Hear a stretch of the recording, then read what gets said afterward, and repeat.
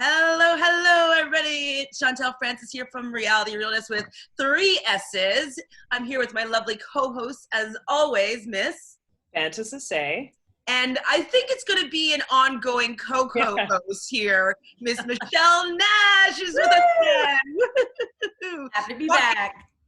About, and it's an epic episode. I'm not going to lie. I got like shivers. Honestly, there were like multiple moments where I was like, this is classic challenge. Like this is like the old school, like things getting flipped on their head and just like the politics and the competition styles I found were like the old style. Like it kind of like, I don't know. It was epic. It was epic.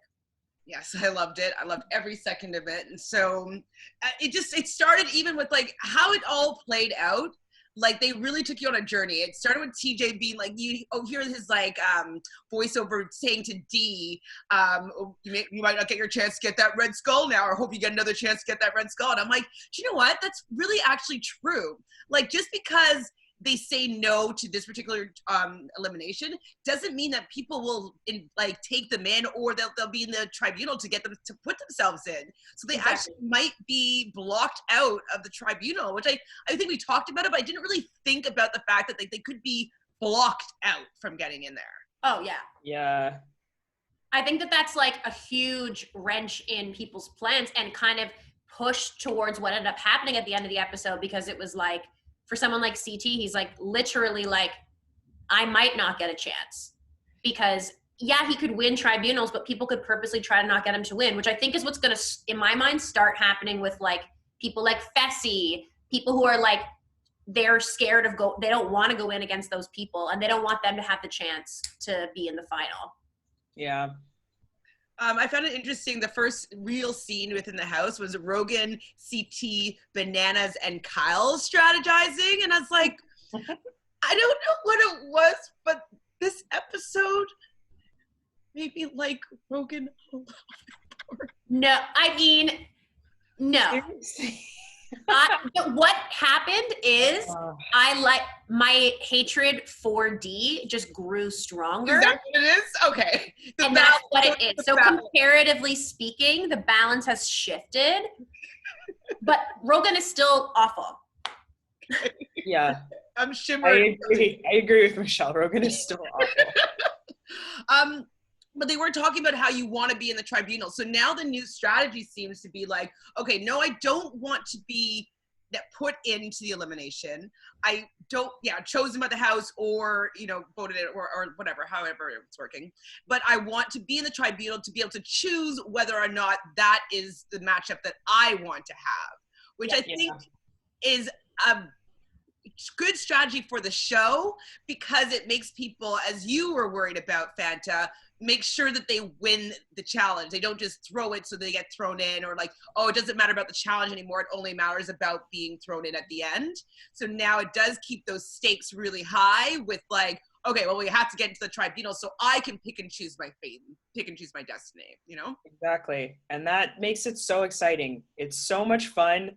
You see, like, all of them are just every single game day. Doesn't matter if it's guys, doesn't matter if it's girls. Everyone is just so revved and ready to go. Absolutely.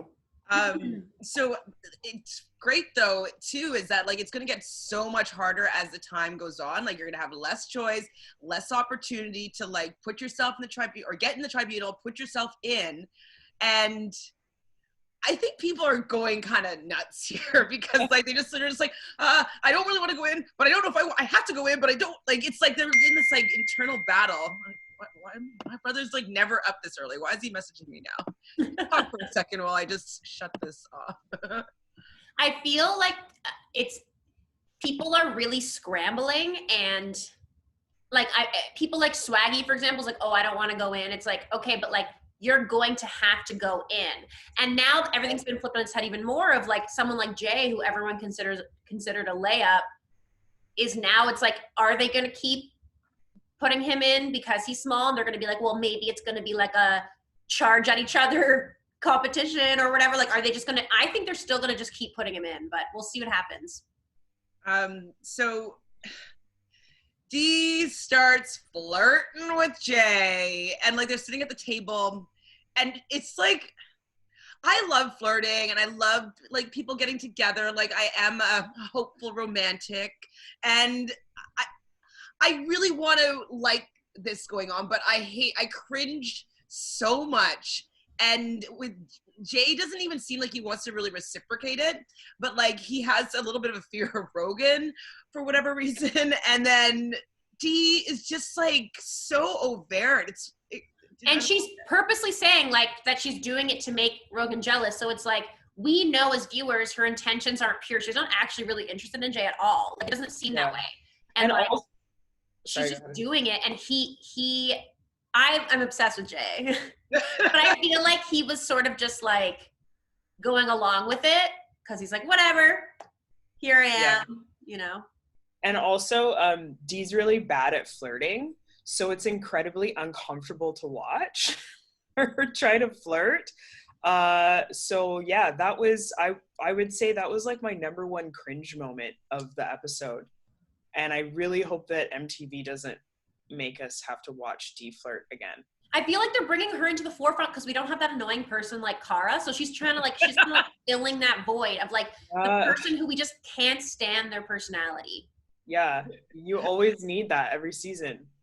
Yeah, I guess so. We need somebody to like definitely hate, like, or not. Sorry, not hate. Definitely be annoyed by their actions. Yeah. Love to hate, So, love to hate. Fanta, how did you feel about Swaggy C and Miss Bailey's comforter and their snuggle bunk? Anissa's hilarious. I love Anissa. I love Anissa so much. Like it's interesting to see like how quiet she is this season, but her confessionals are so funny. Yeah, that comforter really like creeped me the hell out. And it's really funny because I think about myself, like I'm in a long-term relationship. I've been in a relationship for 3 years and I like sat there watching this and I was like, would we ever do something like this? Would my partner be okay with that? And I was like, absolutely not. That's so freaking horrendous. Well, like, what if you're going on a show like this? So, like say you're going on The Amazing Race. Would you have like matching outfits, like that was like team blah blah blah? You know, like. Yes, I would, but that's a completely different thing than having a comforter that has like all of these different pictures of like couple photos of the two of you like superimposed on there. I wish they did do it like a close-up though so we could like really see what was going on the comforter. They're probably selling it on their website, I'm sure. Oh God, it's atrocious. And you know what, Fanta, if they're selling it on the website, you are getting one for your birthday. Oh my God. Like, I thought it was also really funny too that they had like even a super meta one where it's like on the blanket in the picture they're wearing a t-shirt with a picture of themselves on it. Like, oh yeah, they really buy into their own brand. Hey, it blows my mind because even when they started being a thing on Big Brother and then he left so early, I was like, this is never gonna last. And then he proposes and I was like, this is insane. But she's along for it and she's her own version of like a little wacky, and like their combination is so bizarre and she's so like aggressively defending him at all times and trying to protect, and just like her energy makes his energy seem chill, which is bizarre. I know, it's so bizarre. That's what I've been like saying this like whole season. I'm like, this is really weird. Like this is not what I expected, especially from Swaggy. I just thought they were just gonna be like pop off king and queen. But yeah, they're actually tolerable, which is well, it says a lot about the level of people that are on the show. I guess so. Well, with Bailey just specifically, like I think because she's actually so scared to actually be there, that's why she's just such a like pitbull, like I'm gonna attack, show your teeth, hey, like to make people scared of her so that she doesn't have to face that really. Like she has people it's easier to have people be scared of you and then you can pick and choose what you get to do as opposed to like playing scared and then people can kind of determine your fate. So she's doing a smart job of it in that way. yeah, it's a good strategy, but like she's just, to me, it's just so unlikable. Like, totally unlikable. For sure. I want to root for her, but I just don't. And I was listening to this other podcast, and I actually couldn't listen to it anymore because this woman was like, oh, I love Bailey. Like, I love how she's just so strong and empowered. And I'm just like, no, she's not being a likable human being. She's just being a bitch. Like, that's just it. Like, she's not being, it's I don't know. I didn't like it. I had to like not watch that podcast anymore because I was like, I so don't agree with your assessment of this woman and how I'm supposed to be enjoying her, that like it really turned me off. I was like, I want to even comment being like, turn me off. With a link to ours. Check this one out. Yeah, it's kind of like, I don't agree with you here. So what do you think then about the whole drama of Johnny Bananas like stirring the pot with Ashley? It's kind of classic Bananas. I mean, this is something that he does usually to Cara or to whoever, and he knows how to push people's buttons. Like that's just like what he does.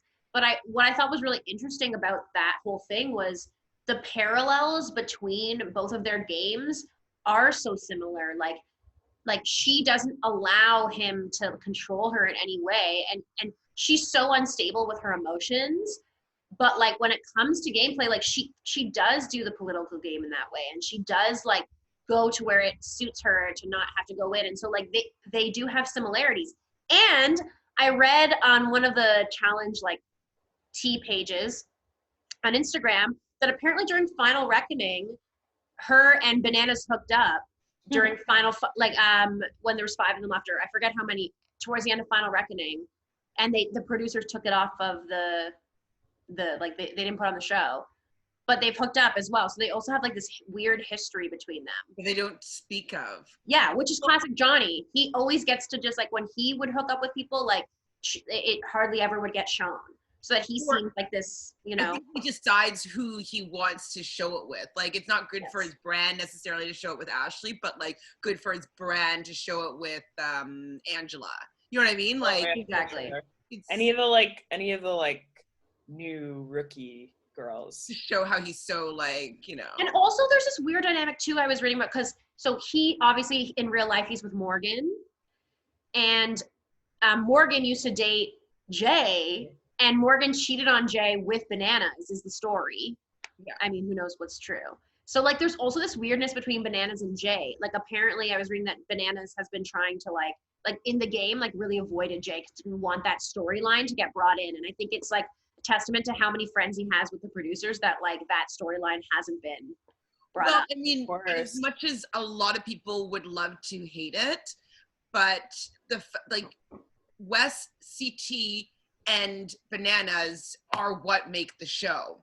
Mm-hmm. Like I really didn't like the season where Cara was carrying the season, like Cara and Polly's season. Like I didn't enjoy that. Like Bananas can drive me crazy, but he does something to the what happens within the show that I enjoy watching, and I've been watching it for 20 years. And so the fact when people are just like, "Oh, go home, old man," it's like, no. Like old man paved the way for you. And I was also reading, like, he's 5 years older than Ashley. What's he, like 37? He's 37, she's 32. It's like, why are you telling this guy he's a grandpa? Like, you guys are in the same pocket. And it's funny when they keep doing it, because CT's also... He's 39. Yeah, like, CT's the oldest, but no one ever does that to CT. Because CT's more likable than Johnny is. And he also diffuses tension. Like even when Bananas was like insulting Ashley, remember how CT was kind of being like, "Yo, I'm rotten." That's like too much. Like like CT had his days of pestering people, but like he grew up, and Bananas still has that like ego that comes out. But it makes it entertaining to watch. I don't know. Like of course. Yeah, of course. And one interesting thing that came up as a question when Ashley got really upset at Johnny kind of pushing her buttons, and she goes to Jenny to vent, and Jenny's trying to ease her mind a little bit, and then Johnny comes in and starts everything with again. his loofah, just putting away my He's loofah. putting his loofah away in the little thing. But I was wondering, I was like, do you think that Jenny is like playing this intentionally? Like, Jenny is not really on anyone's radar because she's so tough and she's so nice. But one interesting thing that I saw when Ashley was in the room, you know, she was saying, oh yeah, Johnny's pushing your buttons and like da da da all that stuff. And then Ashley leaves, and then it's Jenny and Johnny talking, and she's like, oh yeah, like I love Ashley, but yeah, she's a snake. Yeah, I don't trust her. And I was like, oh, that's really interesting, because like Jenny's really getting away with that. Do Like, you think that she's being truthful when she says she doesn't trust her, or is she just saying that to Bananas just to appease him? I think that she's saying it a little bit in truth because of last season they weren't on the same side. yeah. So like, she has reason to not trust her. So I think it could be a valid statement just to be like, yeah, like they weren't on the same side, so how can I really trust her? But I think she was also appeasing Bananas. Yeah, I think I agree with that, and I think she was also appeasing both of them. Like she's really good at appeasing everybody and people not realizing that she's doing that. Mm-hmm.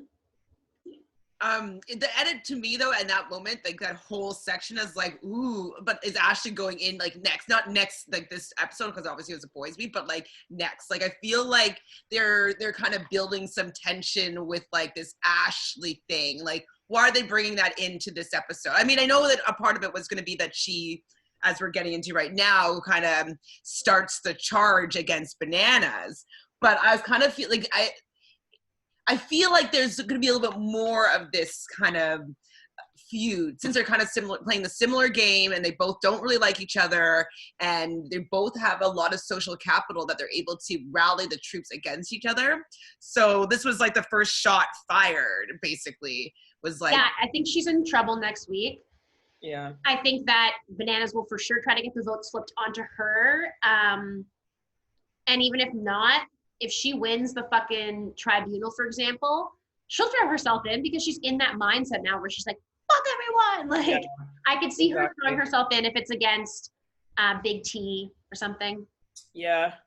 So the individual challenge was decode and detonate. It's a pretty classic, as you were saying in the beginning there, Michelle, classic, the challenge, where basically they had some glyphs, I don't know, some symbols on a board. Everybody had different symbol combinations, and they had to run to one of two different checkpoints, I guess you can call them. And then they would have their decoder there, and then they had to run back, and they had to, decipher these, I don't know, they're like 8 glyphs or 8 symbols. How do you feel like watching it, everybody doing in this challenge? I really thought that all the running and endurance of that would really fuck with your mind. So I can imagine how that would be hard. But it's also one of those equalizers where as long as you have a good memory, like really anyone can win it. It's just, and it really shows like there are some people who are just bad with numbers, bad with memorizing. Like people like Tori, like Leroy's not in this season, but he was one of those, like there's those people that are like strong competitors, yet when it comes to like memory shit and like math shit, they just can't. Legit, like memory shit is stuff that you can actually practice. Yeah. Like, you become a much better memorizer. And like, I'm a Big Brother fan, as you guys know, and like if I were to ever get into the real show, I would be taking like lessons from like world champion memorization like winners, and like learn how to do mnemonics and learn how to do associations and learn how to make I do every single thing to get my memory on point. They know memory challenges is something that's a big part of the challenge. Why haven't they got better at this? I think that as long as they're physical enough, like that's what's most important. Yeah, I agree. I would want to have puzzles and memorization on lockdown. And Survivor, all those shows, Big Brother 2, lockdown. Like, they don't do it. They focus on working out in between, and it's very like, that CT is doing it. like back in the day, like Sarah Rice, you know, that Sarah Rice was like doing that stuff. Jenny's doing that stuff now. But I just know, I'm like, I know like Jenna's not doing it. Nani's not doing it. But they're always going to be like the ones that kind of like sink to the bottom. And then whenever you're watching this, you're like, okay, so who are the contenders for this? Wes, Jordan, CT, and like you're just listing off all these people and you're not even like paying attention to anybody else. Well, and it's because though they've had so many opportunities to learn from their mistakes and come back and be better. And as much as like I love, as you brought up, Nani, I love Jenna, like I actually really do enjoy them on the challenge. I think that they're good physically and I think that they could be contenders, but they have this blind spot of like, you know, the smart stuff that they could just be working on a little bit better and just get a little bit better at it. Like just a little bit better will take them over the edge. Like Tori just needed to be a little bit better than Dee on that puzzle and she would have won $250,000. Just a little bit. Just like it was yeah. a lot. Like practice puzzles. Like I practice slide puzzles like all the time. Like I just do that. I mean, I guess I also really like puzzles. I guess it's harder to do when you don't enjoy those things, but like if you know that you need that. Yeah, you don't really like it's not a case of like, I don't really. Like, it's like I don't really like doing burpees, but like if I was going on the challenge, I would be doing 50 burpees a day for sure. Yeah, for sure. What's wrong with these girls? I guess maybe they just like they know they're getting a paycheck no matter what, and so yeah. I think also like they just don't really they weren't really going to anticipate the whole Red Skulls mandatory elimination thing either. So they were like, hey, we're fine. We'll just skate to the final end. Even always has some crazy. It always has puzzles. And puzzles. But they were probably just thinking like, oh, like it's not whatever. But yeah, you're right. The final always has very difficult puzzles. And memorizing and running and being like, remember even Turbo, I don't know if it was last season or the season before, where he was like on the tread, like he was eating like, I don't know, a whole chicken or something and then running immediately after on the treadmill just to get his body used to the idea of running while really full. And that is the mindset of a winner, to be honest. It's like looking to see what your potential obstacles might be and practicing them so you're not tripped up in the moment and that you can still perform at a high level. Exactly. Yeah, Turbo played to win. That's for certain. He wanted to win. And like, I mean, I wouldn't have expected him to be that great at puzzles as well and like and do that whole end part either. And he was. And so I don't know, I just want these people to be more well-rounded, and if they're not, it's like to work on it. Just work on it.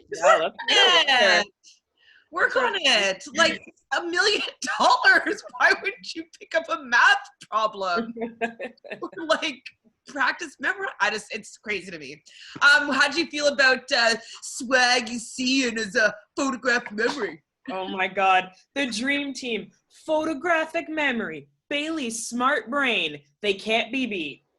Can't be beat.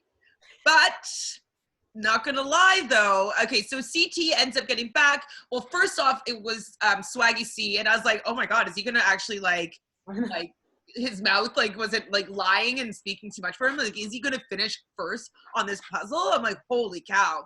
And then he didn't, called TJ over, and TJ's like, it's incorrect. And then CT, whatever, gets over there, figures it out, and blows the whistle, and he gets to go run up and blow up that truck, which was like, would have been actually kind of cool. I don't really like violence and bombs or anything like that, but it was kind of cool to see that truck blow up. Oh yeah, very cool. Again, a classic challenge like thing is to be like, we're gonna blow this truck up. We're gonna blow it up. And then so it's gonna be the top two teams that are going to be in the tribunal. And the second person was Bailey, so she pulled through.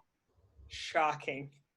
I would never have guessed in a million years. I couldn't believe my eyes.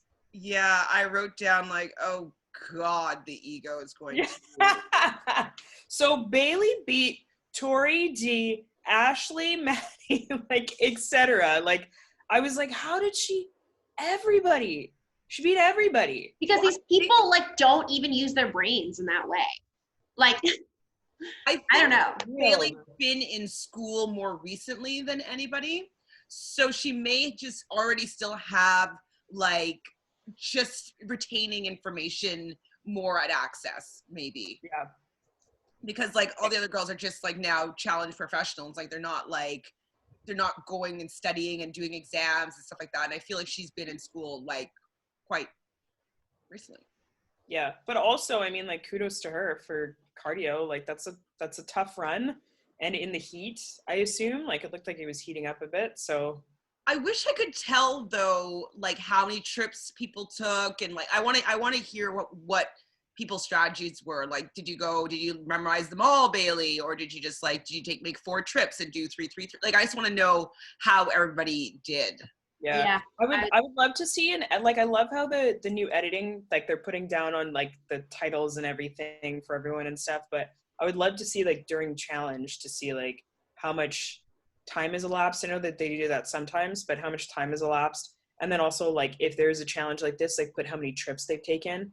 Exactly. Just, like, see, I love that. and get. But I mean, I guess if it's part of their editing, they don't want you to know. Well, I'm trying to think about how they could do it. Like maybe even the contestants, every time they came back, they had to just make a mark on their board, like one trip. I don't know.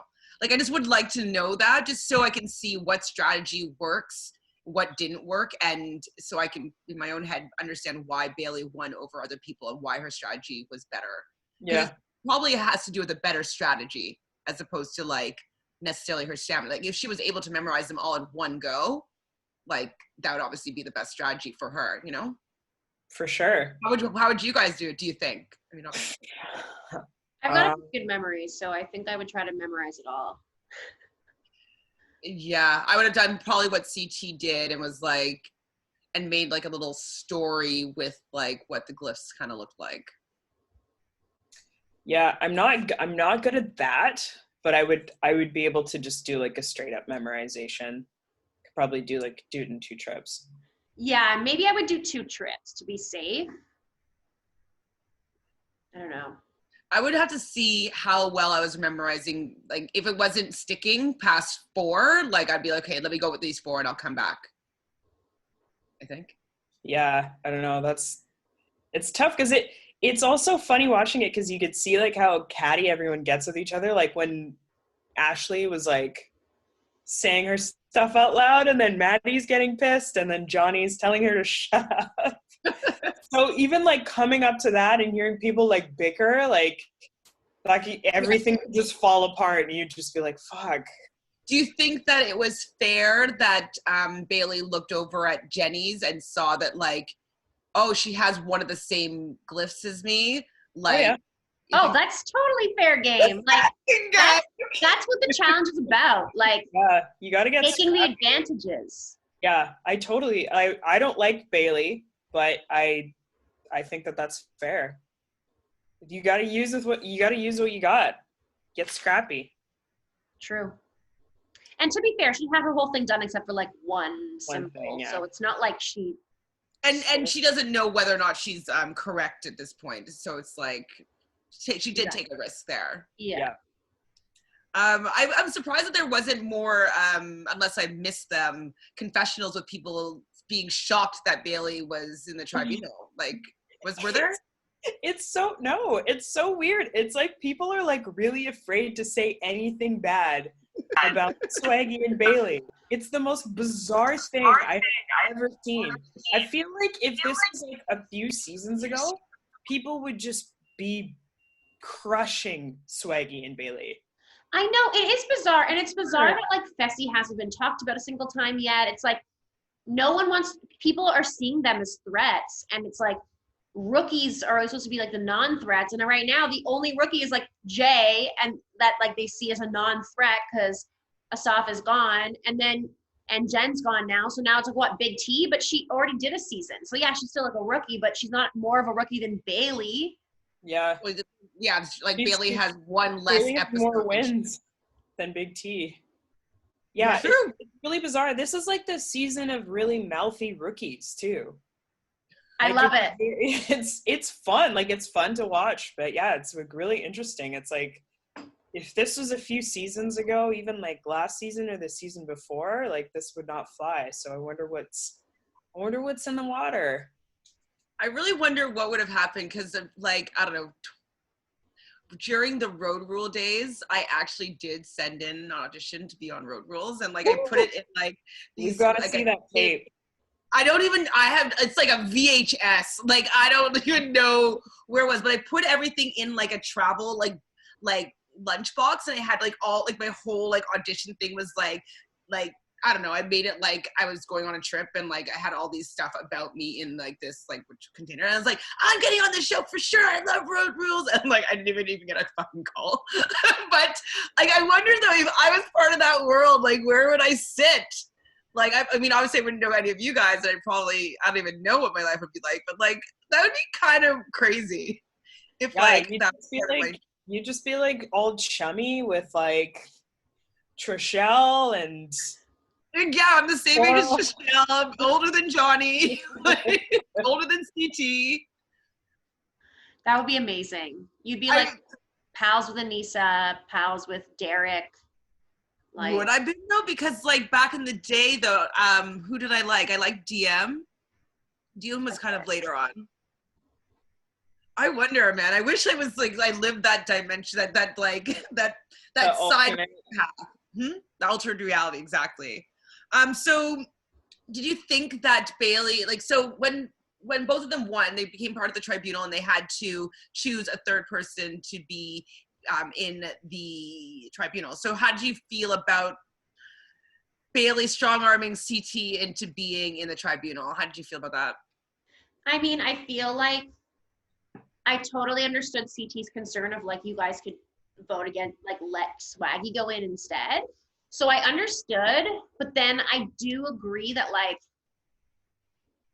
if Swaggy was just afraid that he would get thrown in, which I understand would have been a possibility, and then CT would have had to go against Swaggy, which wouldn't have been as good for Swaggy. So I do understand why Swaggy was so desperate to get in and to not care if he went in this week, because he just didn't want to be voted in. I think he's going to want to win tribunal every single week because he wants to be able to choose if he's going to go in. But like, the thing is that Swaggy's going to have to go against someone huger than him no matter what. Yeah. So it's kind of a weird thing. It was very uncomfortable to witness, I thought. And I also, like, if I was CT, I wouldn't have really believed them. But I guess then he also has it, like, in front of the entire house, if they go against this word, that, like, they're just going to be target number one and nobody's going to listen to them. So I guess that's what he was kind of weighing out, is like, okay, well, if they don't allow me to have first pick here, like, they're done. So, exactly, because everyone can trust them. Yeah, that was the beauty of that, because it was very strategic. One thing that was so great is that he was speaking out loud in front of the whole house, despite the fact that Bailey was like kind of like turned and like was like talking quieter, and CT was like, no, like, okay, these are all the factors here. Like, I get that you want to protect your man, so yeah, let's do it. That's such a smart thing to do. Just put it all out there and see where people stand. That was a great move by CT. Yeah, I mean, yeah, exactly. So it just like allows the whole house to see their true colors, and like it kind of strong arms like in the opposite on the other side. You know what I mean? Because like it looks like they could gang up on him, and now he has kind of like the whole house ganging up on them to like keep their word and not be snakes. So exactly, it's pretty smart. I wonder if he was actually thinking that, or if it just like how it played out. No, I think he was. He's very smart. I think he was. CT is like definitely one of the smartest strategic players, and you can see he's playing it like chess, and he's really looking quite a few moves ahead for a lot of different combinations. So the next few segments was like the battle of Ashley starting to gather the troops and, you know, start bad-mouthing bananas and getting the girls about bananas. And then Kayla goes and tells Nelson. What did you think about that move? I thought it was just like sort of Kayla being like, just wanting to talk, wanting to be like, I'm in the strategy too. Like you know what I mean? Like sometimes when you have information, you just want to tell people about it. I totally agree. I believe it was like, yoo-hoo, Corey, remember me? I've got some information that you would like to know. Yeah, like, Did they I'm have cool. I'm just letting you know, like, here's the drama and here's the, like, I'm giving you a heads up. Like it just makes you seem like superior when you have more information than other people. Yeah. Yeah, for sure. But yeah, I just did Corey and her have a thing? Yeah, she peed in his bed, remember? Oh, yeah. yeah. And she peed the bed, and then Corey was like, I don't want any more of this. I forgot about that. That's claim to fame. Yes, in that high-waisted bodysuit. Okay.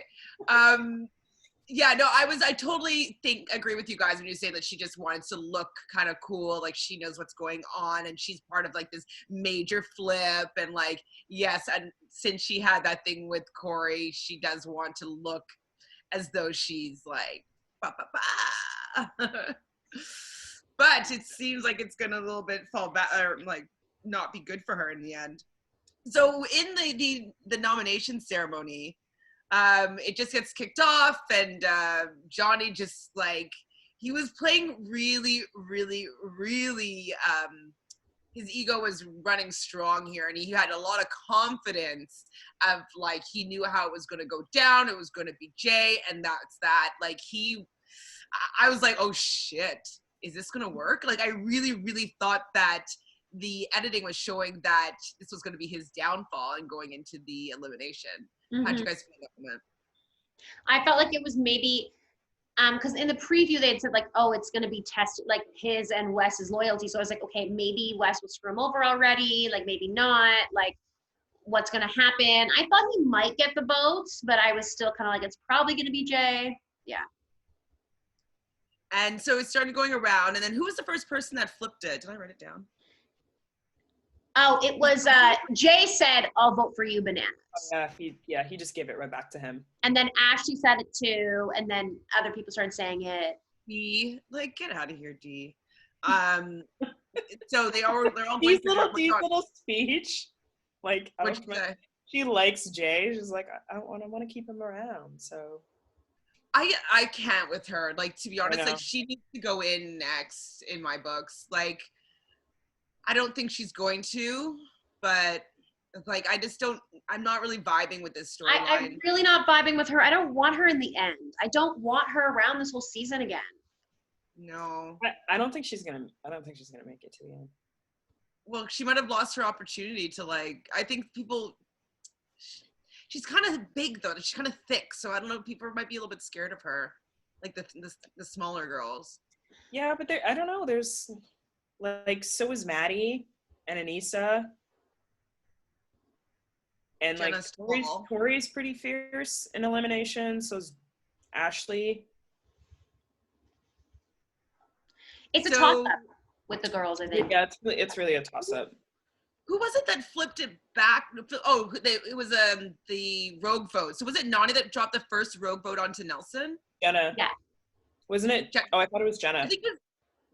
I feel like it might have been Jenna. Yeah, it was Jenna, because Jenna was like, oh, I'm gonna burn it on, she was like, I'm gonna burn it on Nelson.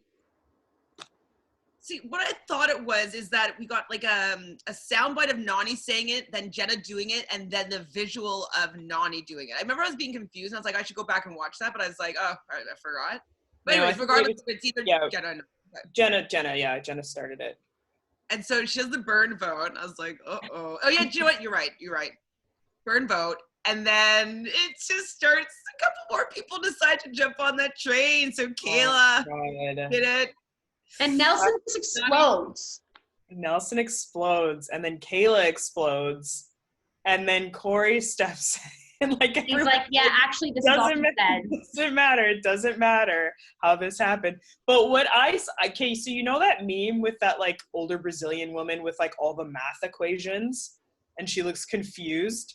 That's what I saw like Nelson as, like, during that entire thing, when like Corey was like, yeah, no, like, that's not what Kayla was doing. She was saying that this is what people are thinking. She didn't say that she was gonna make that vote. I love Corey. Just like, oh, come on, man. Like, Nelson. Corey's the words of reason here. I know. I know. I hate Corey less, and that's confusing. Yeah, Nelson is just so dumb. He's really dumb. Quite confused. guys. So they go around. I didn't take a note of what the numbers were, but it was kind of, I think Nelson was at 4. I think it was 6 and 6 at this point for Jay and Bananas, I think it was. And then it comes to, no, 5 and 6. And then it comes to Wes. Yeah. And it's like, everybody's expecting Wes to vote in Bananas because I'm really surprised that it seemed obvious in the first episode that like their little like chummy buddiness was that everybody would be able to see, but it seems as though that everybody was surprised when Wes votes for Jay. Such a moment. I mean, I think, because there's going to be like a storyline with this whole Wes Bananas, whether or not they're going to screw each other over. At the end of the day, if one of them's going to screw one over, Bananas is going to screw Wes over. Wes is not going to screw Bananas first in this situation because I think that unless he had to, because Wes actually like wants it to be a thing. I think Bananas is just using it. Oh, interesting. That's kind of the energy although they did seem to be really happy with each other. And like the whole, little kiss that he gave him and like calling themselves the Unholy Alliance. I was like, I like this, whatever. Like they love to hate each other, and they've been playing this game for so long that they can't actually hate each other that much. Like, no, you can't. No. They're friends IRL for sure. It's interesting you say that, Michelle. Like, I don't think Bananas is gonna do Wes dirty. You think Wes is gonna do Bananas dirty? I don't think either of them are gonna do each other dirty because this is my thought. Okay. Bananas said in his story at one point that he says this partnership was like a long time in coming, and he says like, you never know, but it's with us, and the way the story ends is like a Quentin Tarantino movie. And that makes me think that eventually something's gonna happen where they either have to turn on each other, they end up getting put against each other, and like something has to happen. Well, so maybe that's the epic showdown that TJ's talking about. It's like they've been friends this whole season, and then they have to go each other in the very end, to one of them get into the final. Exactly. Like something like that is going to happen, I think. Yeah. Whether they actually screw each other over, who knows? Yeah, I don't think they screw each other over. I think it's probably the way that the cards end up falling. Yeah. That's my guess. If you want to put a wager on it later, I'll give you my PayPal details, but we can talk about that after. I mean, I can put a wager on it. I need to think about it a little bit more because like I want them to stick it together. So like I do want them to go to the end. I think it's too good to be true. I think it's too good to be true. I don't trust that they will stay together. I don't trust it. Yeah. Right. Like I wrote in the notes though, like about Nani, I'm like, yes, Nani, when she doesn't give a fuck though. Like she's willing to take the heat. Like she doesn't care that Nelson's screaming at her, and I wrote down audacity. Audacity. I can't believe that they had the audacity. Oh, I just want to, you know what? I want to start a charity for people to sit down with Nelson and read to him. Read? Just read? Charity. He's just like missing some parts, I think. Yeah, I mean, he's not the brightest tool. Brightest star? Don't even getting like that's not the one you want to slip on Chantele. I know, right? Oops. So yeah, they make out. Ashley, what does it say? Ashley's frustrated. Oh yeah, Ashley. And she, like, well, I know it's part of her brand that she just pops off and like she doesn't give a fuck. She's like, I'll call you out, and like, you old man. Like it starts, the meeting's over basically. Banana exits. Ashley's screaming out. Jay's I think he puts his name on the board, whatever. He's going in, and Ashley's pissed. But like, Bananas is right though. He's like, yeah, a lot of people might say that, yeah, they're gonna come up to me, but like when they get into this room and they have to look at me in my face, like their balls shrivel up inside of them. Yeah, like him and Nelson were like on the same page with that. I was like, What's going on here? Because the thing is, there's also like, there's so many people who didn't vote for Jay that they could have easily put bananas in, but nobody wanted to do that besides like the couple people. No. That's why they burned their votes on them, though, because they didn't want to take a side necessarily in this particular situation. They didn't want to show that Ashley got their way. They didn't want bananas to go in, and they don't care about Nelson. Like, they clearly don't care about Nelson's thoughts, if Nelson's going to be angry. Like, they're just like, I'll burn a vote on you. And if you He's go also in, been gone for a few seasons, right? Yeah, so it's neither here nor there. we're thankful for this. So yeah, James going in. I see Nany smirking in the side, like when like Ashley starts popping off, and just like, I'm over Ashley like getting angry. Like, it's not, I didn't like it on the Real World when she was on it. I was happy when she got kicked off. I was when annoyed she was when she on got, it for a grand total of a day. right? Like, she's just such Wait, a, what season of the Real World was she in? Explosions. Oh, Orleans, was it? No, that was where was that? Season 30, was it? Hmm. Or no, it was earlier than that. I thought they were in somewhere like southern and hot. and she got kicked off? Yeah, because she was like, she was really obnoxious and really rude and like and she really like told racist. Corey that her family. Oh, Corey! It was a Corey season. Yeah. Okay, so then it was Explosions. Oh yeah. Yeah. And so what happened with their fight again? I can't remember exactly what it was, but she got really, like, they were all like really drunk and stuff. But yeah, she was like being super rude, and then she like told Corey that her family was so wealthy that her family could buy him. Right. So And yeah. so I was shocked when MTV decided to buy into that brand again and bring her into the challenge. And I was like, okay, well, let's, like, maybe she won't last for that long. And now she's become a challenge staple, and they've given her the most amount of money that they've given anybody in the history of the show, even the people that have been like loyal to them for 20 years. And they give the racist, like, nasty woman. Yeah, I mean, I think Something. it's interesting because I do think, like, we've talked about this, but I do think that MTV knew that season they really, really bungled it. And they were like, we shouldn't have made it that easy. And then just basically given that money to anybody who could have finished that final. I guess. But yeah, so that's our history. If you want to go watch like that episode, like it's just episode 1. Yeah, it's just, that's all you have to do. Just put in work. I'll find it for you. Watch it. Or maybe I'll even I'll spice together all of her clips, and then I'll just send that to you. Perfect. I wrote down at the end of the meeting, it was so cute. It was so Kyle. I mean, some people really don't like Kyle, but like he's just a lovable oaf to me. It's like he's like, because Ashley's like, I don't care, vote me in. He's like, so you have your word that we can vote you in next time. And I was just like, go Kyle, get that in writing. Like we have your permission to vote you in next week. So that's why I think that she might be going in, because this is the story that she wants to have told too, it seems. Yeah. So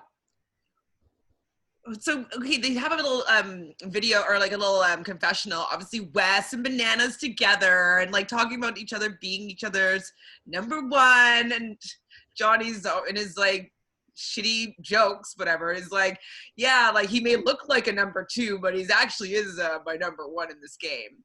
Yeah, and then Wes is like, dude, like, come on. But that's like they're little Tweedledum and Tweedledummer, like, you know, like, I don't know. I think I like them together, and yeah, I like them roasting each other. It's a good dynamic. I do think though that Bananas was surprised that Wes stayed true. Yeah, because he could have also burned the vote. He didn't even burn it. He could have burned a vote. And then Bananas still could have gone in, potentially. it was against his brand in general to, you know, not be going after Bananas. I know that they made this pact, and I know that we're going to have a wager as to see whether or not it's going to be holding true till the end. But I think Bananas was really, really, really shocked. Yeah, because he was saying, like, not only was it the fact that you didn't vote, like you voted for somebody else, but you also voted while the votes were still in flux. Exactly. Which was a huge thing. But I think that the vets are really learning, especially after the fiasco from last season, of, hey, we have to stick together. Like, we have to do this. Otherwise, they're all going to gang up on us and take us out systematically. Exactly. So I think it was next is what they decide to go to the club. Twisted Turtle or whatever it's always called. I guess it's Halloween. I guess it's around October when they're filming this. What month are we right now? We're April? Okay, so it's been a few months. Huh. I thought everybody looked really good. I thought Dee looked really pretty. But I was like, oh God, she's gonna... Jenny, little instigator, getting her to go snog Jay. Yeah, because she's drunk. She's like, whatever, just do it. Like, we have cameras on us. Like, there needs to be some drama, right? Yeah. Just do it. I mean, I think she's learning what to do with the challenge a little bit. She's definitely taking notes. Yes. I was pretty annoyed though, because like she's kissing Jay and then you see Rogan standing behind her and I'm like, I know Rogan's not going to actually do anything, but I was just like, it's so high school to be like, like, you know, like. Yeah, it's there. It really lacks tact. No tact. And then afterwards, she makes out with him and then like talks to Rogan after and just like, that's not what I wanted. Like, I didn't want to make you jealous. Like, I'm not trying to do this or that. Like, why are you flirting with another girl? It's like, he talked to the other girl and flirted with her, and then you mac this guy like right in front of his face. Like, he wasn't even trying to flirt with Jen in front of you. He was trying to secretly flirt with Jen. Yeah, he was doing it in the chess room. Like, you stalked him, bitch. You stalking him. True. And like, so even in that point, like they're back from the club at this point, and he goes and he takes his blanket and he goes to sleep somewhere else, and she like goes like running after him, and like this is where I was like, he's a really good fuckboy, because like he does the whole like, well, if you wanted a reaction out of me, like, you got it. You got it. Well done. He's going to take and I was like, oh man, like, I mean, he doesn't care about her at all, but like the fact that he's making her feel so bad about it, and then that it's like now it's her fault, and that like, you know, now he can always say like, well, there's no chance anymore because look what you did. Which is so good. And you hurt me now, so now I'm saying no. And like how did you get involved? It was so transparent. He's a seasoned fuckboy. That is seasoned fuckboy behavior. Like, that was so well done. The whole thing. You're right. It's so funny because he's like, it's over for good. Like, it's so funny because he's just tried so many different tactics to like get away from her. Yep. And like she ends up now doing it to herself, basically. It's like she's trying to manipulate a masterful manipulator. Yes. Like, that's not the way to get to this guy. This guy, you got to get him to be chasing you. You can't chase a guy like him. Like, well, you can't chase a guy, but you definitely can't chase a guy like him. And making him jealous when he doesn't care, it doesn't work. Like, you're not together. He doesn't want to be with you. You're not making him jealous. You're giving him a way to make him be able to be like, no. And then she still will be like, exactly. Oh, she, like, come on, get a clue. Why isn't anybody telling her, like, to back off? Like, girl, like, it's just, no. Didn't Tori at the start of the season tell her to, like, leave it alone? Or was that? Yeah, it was when she, kind of after she was doing the spying in the chess room. Yeah, like, but now Dee's cut her off. So they show the next little segment is the tribunal, and so it's Swaggy, Bailey, and CT, and so they kind of choose to bring in Nelson, who else? Jay, and who was the last person? Bear, yeah. I thought Bear was an interesting choice. Not Jay. Bear. Yeah, CT was just like, Bear likes the attention, whatever. And Rogan. Oh, yeah, that's right. Rogan wanted to go in. Nelson, they were just like, whatever, we'll put Nelson in. Sorry, Rogan against Jay. Yeah, you're right. Sorry.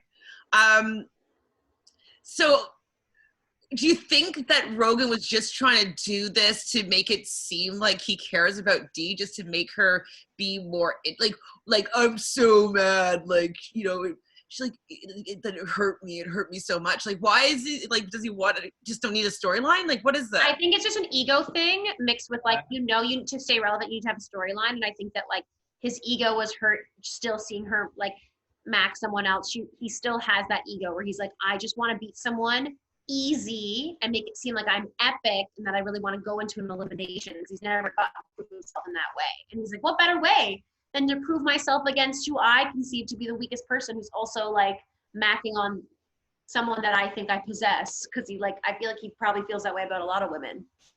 Yeah, I also think it was a way to make him look like not such a dog.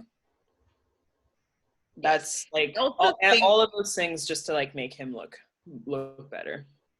A little bit better. Maybe this is why I started liking him more, because like if he's at least being able to manipulate the producers into and the audience and the editors to make it have a triumphant story. Like I like people that are smart enough to at least be able to direct the story path. And I'm sure that part of it too between them is they want to be on Rivals for whatever the next Rivals is, or X is, you know what I mean? Like it's good to have someone that you think is kind of strong now as your ex, or that you kind of hate as your partner. So I wouldn't be surprised if all these are a little bit manipulative too, as to like, because any rational woman would be like, okay, Rogan, like, get out of here. Like, I'm not into you. Like, you're disrespecting me. F off, you know? But the fact that she keeps on going in, other than she might be really damaged and she's had some trauma in her life that allows her to be treated this way, or she's actually just doing it for the storyline. Exactly. Or both. Or combo. Or all of it. Or all of it. Or all of it. So they get down to the purgatory, and they're standing there, and TJ asks, who's it gonna be? CT. He's like, epic moment. Pardon me? Very epic. It was really good. I was like, yes, let's do this. Like, I know it doesn't look like it's going to be that big of a matchup, but like, I like the fact that he's like, I'm being the author of my own fate, and I'm going to go down there. Like, I like that. And that's what Dee lost out on. She lost out on an epic moment, because even no matter how this one was going to turn out, that moment was bigger, I feel like, than the outcome. You know, I thought it was good. I agree. He needed to do it because he needed to prove that, like, he's not scared. He's like, I'm just going to fucking go full throttle. And to be fair, this type of challenge is something that he normally would beat anybody at. So I understand why he was like, okay, there's hard, heavy things. Ropes and knots. And, like, when they started doing it, like, so how the challenge worked, it was like, basically they had to barricade a door in 20 minutes. They had like ropes, they had cinder blocks, they had just like a lot of crap that they could put up against the door, and then they're going to switch over and try to open the door fully and I think turn on a light or ring a bell or combo. And so I, as you guys did, like thought like CT had this in the bag, because like he's really good at it and he's quite physically strong. But what Jay has on him is stamina. And so yes, he might be small, but like he can keep going. He can endure. And that, I think, was the miscalculation in CT, because they're going at it, and I feel like CT did have a really hard mess for him to go through, and not a lot of people actually probably would have made it through as quickly as CT. But I think because Jay has so much stamina and like he could go for a long time without gassing out, that's what the defining. Man, I really want him to be in a final, Jay, because with that kind of stamina, that's like Jordan level stamina. Like you could win a final with that kind of energy.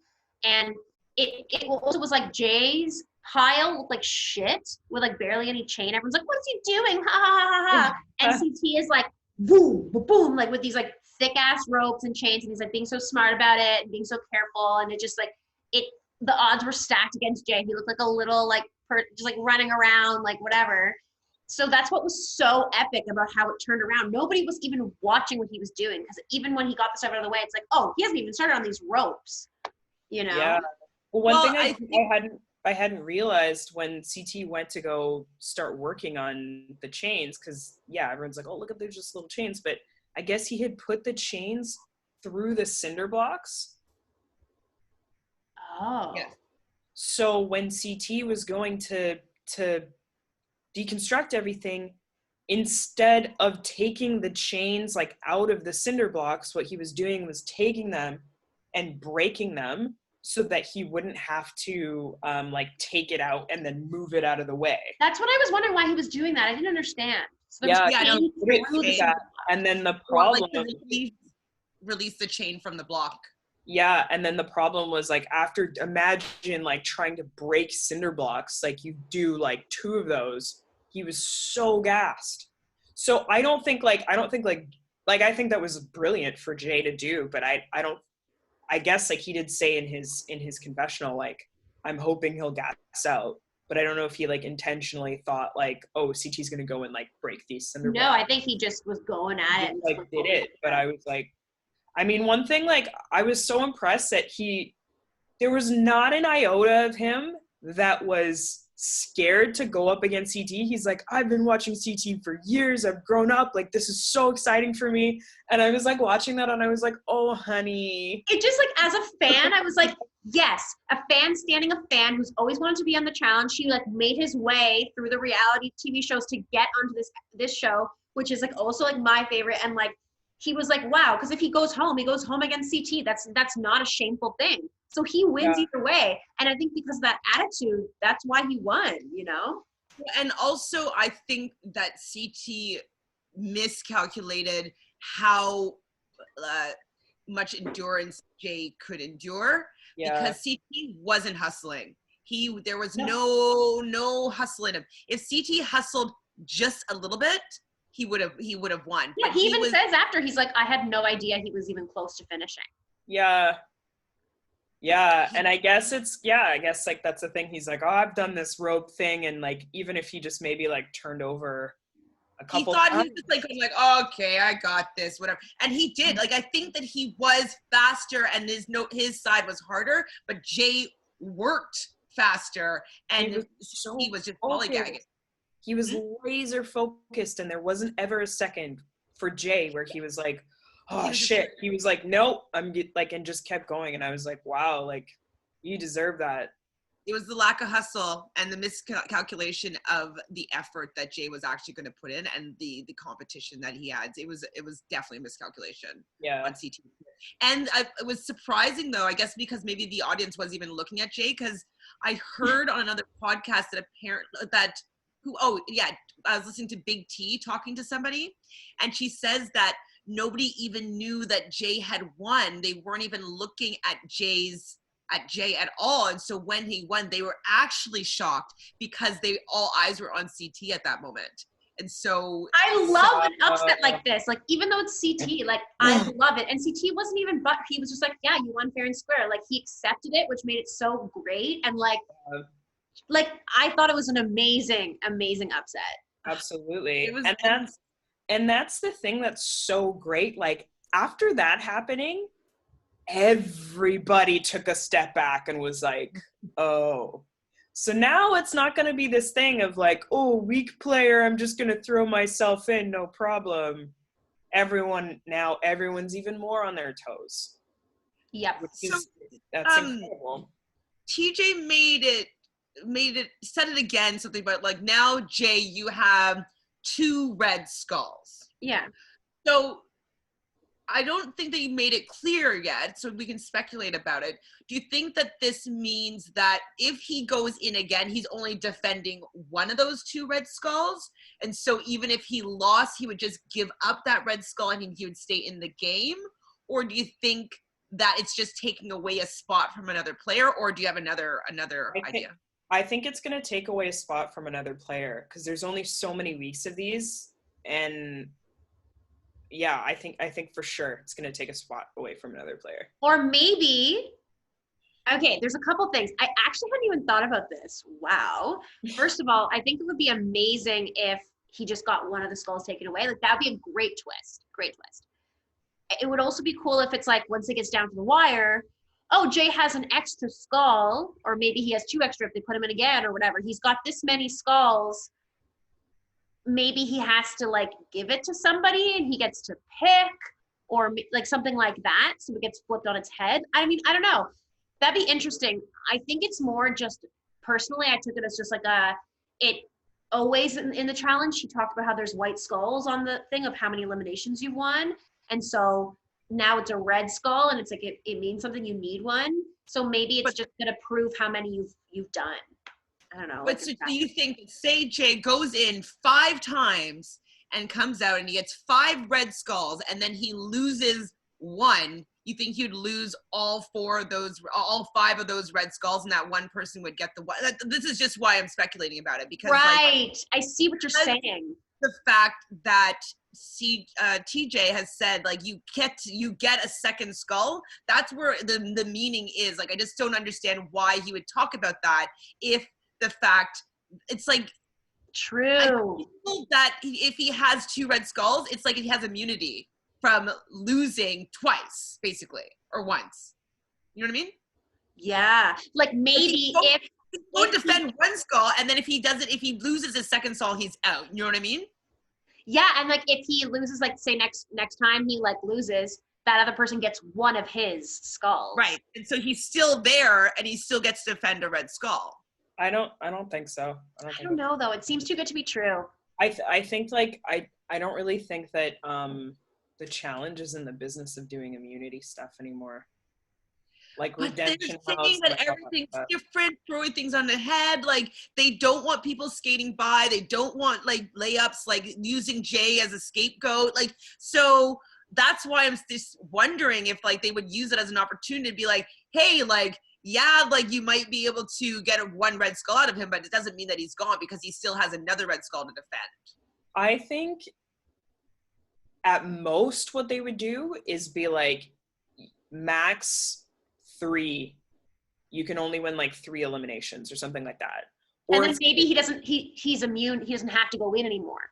Yeah, that's what I would skulls think. Or more, you don't go in, or 3 skulls or more, you can't be picked to go in. I think that's the case. Or like TJ will be like, I only have this many spots left. So it's gonna be like a purge type thing. Yeah, yeah. Well, I don't know. I just don't think like why are they make it clear that he has 2 red skulls? I think it was just kind of a jab. That's what I was thinking. I was thinking of like, hey, this guy's gone in twice. Because like after he won against CT, he's like, I'm very impressed with you, dude. And then was like, okay, now he's got 2, as in like, hey, dudes, I'm looking at all of you. All of you dudes have 0. This guy has 2, the one that you keep throwing in. So do you not think that there is a finite amount of red skulls? I don't think so. I think that like the idea is they want enough people to be competing differently each week so that there's like more people in the final. But I just think that like, I mean, I don't know. I'm very curious to see how it's going to play. Okay, so what if now? So what if, like, they would have probably said already if, like, you can't have the same person go in back to back, or, like, no, because, like, that would just take away from strategy of this new twist. So I just don't think that they can say that you can only go in 3 times to defend your skull. So I don't think that that's a possibility. But, like, so say they do keep on throwing Jay in and Jay keeps on taking people out, then nobody else is going to have a red skull other than him. So that's, like, that just doesn't make any sense to me. Yeah, but I think that it won't happen because if he keeps winning, people are going to think of him as too much of a threat, and people are going to be too scared of not having the chance to go in, that people are going to volunteer themselves more. Yeah, that's what I think game. is going to happen. I don't think that they're going to put limits I don't think they're going to put limits on how often like people can get thrown into elimination, but I do think that there's going to get to be a time like where a teacher is going to be like, hey, guys, like this guy has this many skulls, but I only have this many spots left, or there's only this much time left. You see what I'm saying? Because there could be. He's holding a spot like away from somebody else by having 2 skulls. Yeah, like, because I mean, well, not necessarily not necessarily holding a spot, but just saying like he already has skulls. You guys don't, so you guys need to get in here and get skulls. And I mean, like, yeah, you can still keep throwing in Jay, but it's like maybe it's kind of a thing of like, hey, try a different tactic. I think that it's just not going to end up happening that way because the way that the nature of the challenge, like there could be a final with just Jay and 4 women. Like who knows? There've been you know what I mean? Like if it's every man for themselves, like maybe they're going to have a contingency plan if there's like a different number of guys and girls at the end, because there might be. Yeah. Like how the tribunal sometimes is 2 guys and a girl, or like the teams, like maybe it will be kind of tossed up and they'll make it more individual or something. Curious. I don't know. I'm very curious to see, like in the duel or whatever season where it'd be like, instead of having a top female and top male, it'll just be like top person, and then kind of have like 1, 2, 3 or something, and it'll just kind of depend on what happens. I actually don't like that usually because like I feel that some things are more sided to be easier for men than women to do, and vice versa. I just like male and female winners and then going down the tiers. Usually how I like it, just personally. Fair. I don't know. Do you like this as a solo winner? Do you? It depends. I mean, in the duel when Rachel beat all the guys, that was pretty epic. Rachel, the brunette Rachel? Yeah.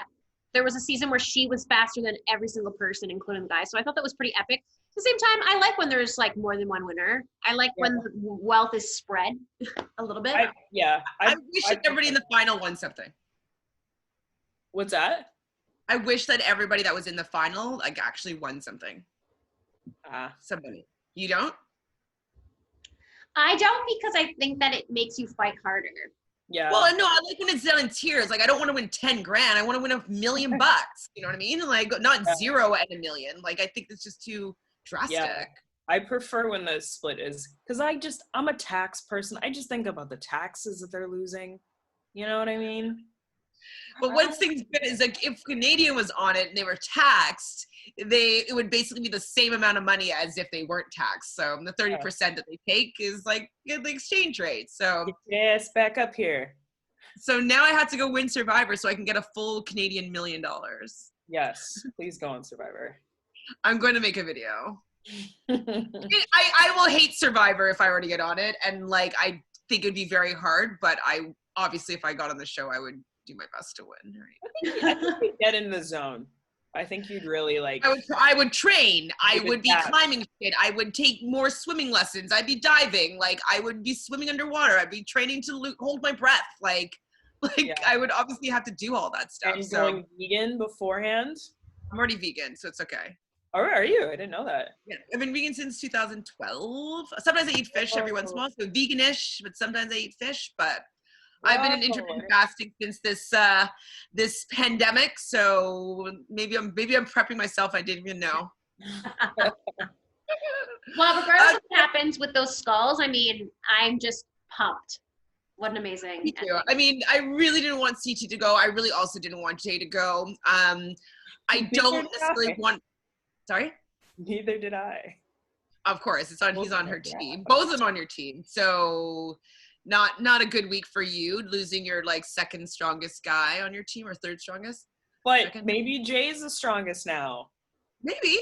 I mean, I like Jay. I like people that prove themselves, like, and he doesn't really complain. Like, he did have that one scene with Rogan where they're kind of like fighting against each other a little bit. That like, I loved that though. I loved that he held his ground and was like, "Dude, like, let's go," because Rogan doesn't really have a leg to stand on. He's never been in an elimination before. He won the challenge by proxy, So when Rogan goes in, like, he like will probably go home. I can't wait. I I want can't him to go in. wait. He would have lost as well, even Oh harder. yeah. Oh my God. He would have lost against well, Jay. maybe, but Rogan has more ego and pride on the line, so he would have been like hustling. Factor. Hustling. Yeah. Yeah. So for it's sure. it was the speed that I think that lost it for CT. It wasn't the difficulty, because I think that Jay did have an easier barricade for him to get through, but I think it was the hustle and the speed, and CT doesn't need to prove himself. Like, he's not going to lose any like ego points like if he loses this challenge. Like, he doesn't care. It's not nothing, everything's not riding on this, like. So I think that Rogan might have had a little bit more hustle, and he would not, his ego wouldn't allow him to lose against Jay, just as much as like Dee's wouldn't allow her to go in and face Jen. Yeah. But those cinder blocks, I don't know. The chain through the cinder block. No. I don't know if Rogan would have been able to figure it out to smash him. Or he probably would have smashed the chain though. They look so weak. They look flimsy. Or like, I just feel like, I don't know if they're Paper not. clip chains. Is there anything else that happened that we want to talk about? I'm gonna see if I can find the tape of it, because as we're speaking right now, I believe that TJ is on a Zoom cameo call with Jenna, Bananas, and Wes. Wow. And I don't know if you looked at the Instagram that I sent you, but it was TJ playing the piano. Little keys. I'm like, TJ, you're so talented.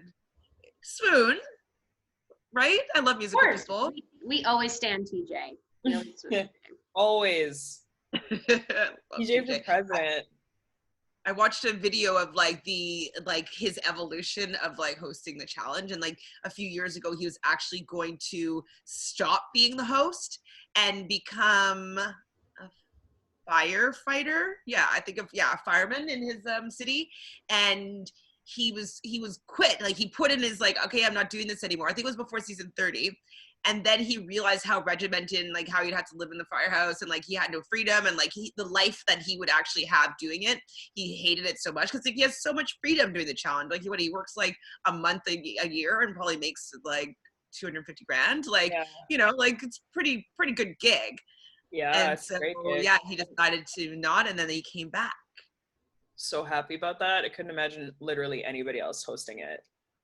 No, it gives me anxiety thinking about like who else could host that. I mean, I think Bananas could probably do it. I know we wouldn't want to say that, but he probably could do it. Wes could probably do it. CT could probably do it, but it wouldn't be the same.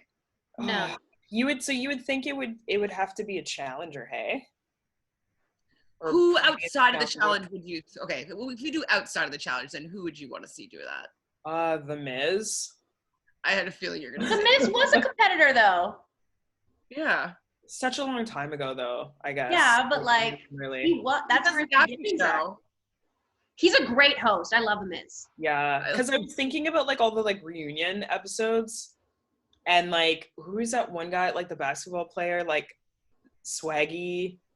And Lala or whatever, that hosted like the last reunion, and it was not good. No, I don't mind. What's her name? Justina. But she was also on Champs vs. Stars. Mm-hmm. She's been a past contestant. It would have to be somebody that's obviously like very physical, like in, because like TJ was like a BMX bikes like rider or whatever you call them. Like, what are they called? Yeah, BMX rider. Right. BMX. And like, so he was kind of in like an extreme sports kind of world. So I would want it to be somebody like that, who is like cute and like. Chantele is like all about them cute boys. I love cute boys. Why wouldn't I love cute boys? They're better than not cute boys. I can talk about how cute Fessy is. Oh, Fessy. He's cute. Can't wait to actually see him on the show. Can't wait to like see that he is on the show. Yeah, there's so many people that are just like not on the show. Yeah, like too many people right now. Like, you're not even hearing from like Maddie or Casey. Even, Casey. like, Nani or Jenna, like you're not even really hearing from them at all, which is coming from the previews, it looks like that Bailey's gonna have some words with Casey. So maybe my speculation would be that Casey said Bailey's name in like the deliberation thing, and like Bailey has to go in, or maybe Bailey doesn't have to go in, but Casey said her name or something like that. So that's what I feel. It's coming. It's coming. But I love Casey. She's so cute too. Yeah, Casey's really cute. Yeah, no, so I don't know. She might have some screen time soon, but I don't even know what's gonna happen next week. It's too far away. Do I watch what? Didn't you watch the preview for next week?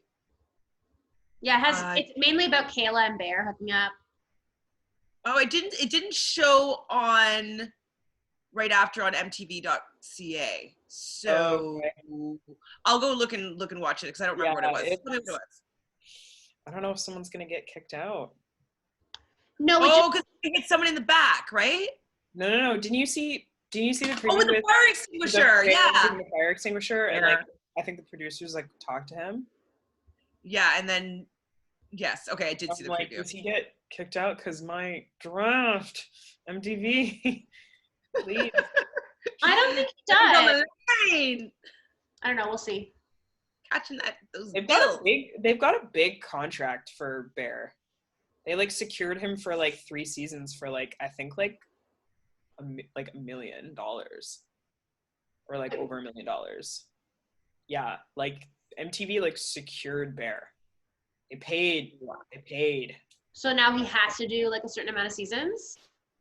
Yeah, I think it was like 3 or 4 or something like that. Maybe they renewed his contract, but wow. Yeah, I mean, Bear's pretty rich because he's won Big Brother, and like he's done all like I've even watched them. Embarrassing. Like these like celebrities dating in the UK shows. Like he's done a few of those. He's done like Tattoo Me show. Like he's done a lot of like British reality shows. So like he's getting paychecks. Wow. Yeah. Too bad he's not a little less annoying, but you know, that's fair. Oh my god, he was so annoying on Big Brother.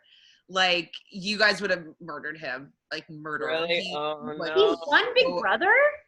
Yes. But their Big Brother's a little bit different. It's like a popularity vote. So he was always stirring up the drama, and then it looked like he was the victim because people started ganging up on him and like he'd get in fights with people, and then he'd be like, "I didn't do anything. I'm just you know what I mean? Like just playing that whole like the anti-hero or whatever you want to call it. And so people were starting to be on his side, and then he won the popularity vote. So I don't know if it was regular Big Brother or Celebrity Big Brother. I can't remember. It might have been Celebrity Big Brother. But yeah, he did win. He won. I love it. Okay, that's all I got. You got anything else? Good. Ready for next week. Excited. Just excitement. And the fact that I'm winning the draft so far. So far. It's early. It's really early. One of her big guns is out, so yeah, anything can happen after CT losing. Anything can happen. And I have Jordan, so. Ooh! Anyways, guys, so please subscribe down below, hit the like button, ring that bell so you can be notified next week when we have another amazing episode of Reality Realness with 3 S's. You can find me at ShanFranFran and Fanta. At Fanta Sesay, Instagram and Twitter. And Michelle? I'm at Michelle Nash with 3 H's, and that's on Instagram. I don't have Twitter. But. Sweet. I can't wait to talk to you guys again about this show. I love it. Love it too. That's all I want to talk about. Bye.